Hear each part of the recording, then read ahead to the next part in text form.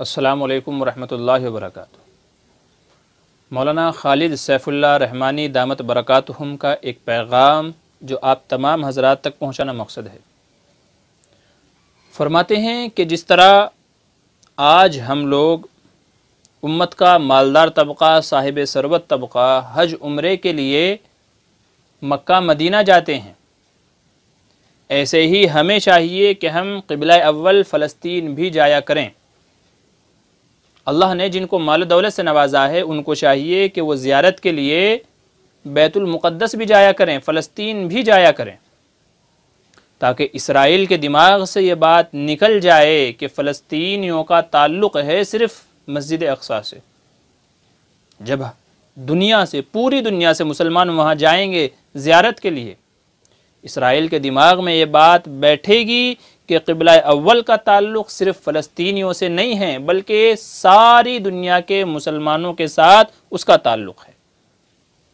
اور اس کا رزلٹ، نتیجہ یہ نکلے گا کہ آج اسرائیل نے فلسطینی مسلمانوں پر جو ظلم و بربریت اور خون کی ندیاں وہاں جو بہائی ہوئی ہیں، جو ظالمانہ قبضے کی کوششیں چل رہی ہیں، وہ کم ہو جائیں گی، ختم ہو جائیں گی،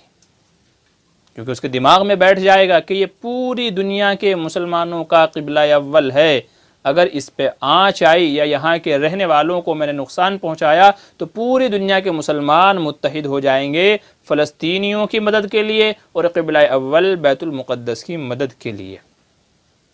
نبی کریم صلی اللہ علیہ وسلم کی ایک حدیث ہے، آپ نے فرمایا کہ اگر آدمی زیارت کے لیے کہیں سفر کرنا چاہتا ہے، لا تشد الرحال الا الى ثلاثۃ مساجد، کہ 3 مسجدوں کے علاوہ زیارت کی نیت سے کہیں جانا جائز نہیں ہے، جن میں آپ نے فرمایا مسجد الحرام، نمبر 2 مسجد نبوی، نمبر 3 مسجد اقصی۔ یہ سرکار فرما رہے ہیں کہ لوگوں زیارت کے لیے اگر کہیں جانا چاہتے ہو، دیکھنے کے لیے اگر کہیں جانا چاہتے ہو تو یا تو حرم شریف میں آؤ، یا میرے روزے پہ آؤ، مسجد نبوی میں آؤ، یا پھر مسجد اقصی جاؤ۔ لیکن افسوس کی بات یہ ہے کہ لوگ عمرے تو کرتے ہیں لیکن فلسطین نہیں جاتے۔ اسی لیے آج اسرائیل یہ سمجھ بیٹھا ہے کہ صرف اس کا تعلق فلسطینیوں سے ہے، لہٰذا فلسطینیوں کو ختم کر دو، یہ تمہارے قبضے میں آ جائے گی، اور یہی سوچ کر کے نہتے فلسطینی مسلمانوں پر ظلم و ستم ہو رہا ہے۔ مسجد اقصی کو اپنے قبضے میں لے کر کے گرانے کی، ڈھانے کی کوششیں کی جا رہی ہیں۔ تو حضرت مولانا خالد سیف اللہ رحمانی دامت برکاتہم فرماتے ہیں کہ امت مسلمہ کے مالداروں کو چاہیے کہ پوری دنیا سے مسلمان وہاں کا سفر کریں، وزٹ کریں، زیارت کے لیے جائیں، تاکہ اسرائیل کا دماغ سدھارا جا سکے۔ جو غلط خیال اس کے دماغ میں بیٹھ گیا ہے کہ مسجد اقصی کا تعلق صرف فلسطینیوں سے ہے، وہ غلط خیال ان کے دماغ سے نکل جائے اور وہاں پر جو ظلم و ستم ہو رہا ہے وہ ظلم و ستم ختم ہو جائے۔ امید ہے کہ بات آپ کو صحیح بھی لگی ہوگی، سمجھ میں بھی آئی ہوگی۔ اگر اللہ نے آپ کو مال و دولت سے نوازا ہے تو پھر جلدی کیجئے اور اپنے بیت المقدس سے محبت کی اور قبلہ اول سے محبت کا ثبوت دیجئے۔ سلطان صلاح الدین ایوبی رحمۃ اللہ علیہ نے ایک لمبے زمانے تک جنگ لڑی ہے، جس میں 1-2 نہیں لاکھوں مسلمان شہید ہوئے ہیں، اور لاکھوں مسلمانوں کی شہادت کے بعد جا کر کے بیت المقدس کو عیسائیوں سے آزاد کرایا تھا،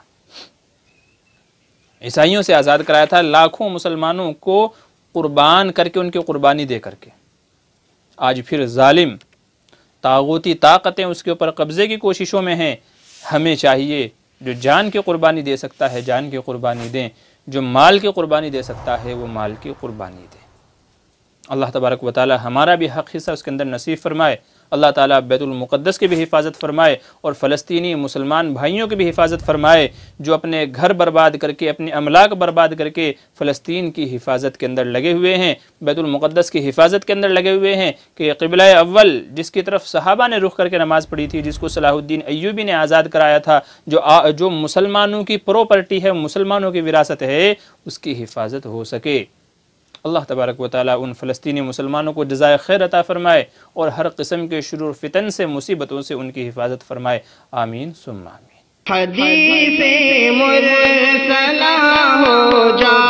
خدا کا ترجمہ ہو جا۔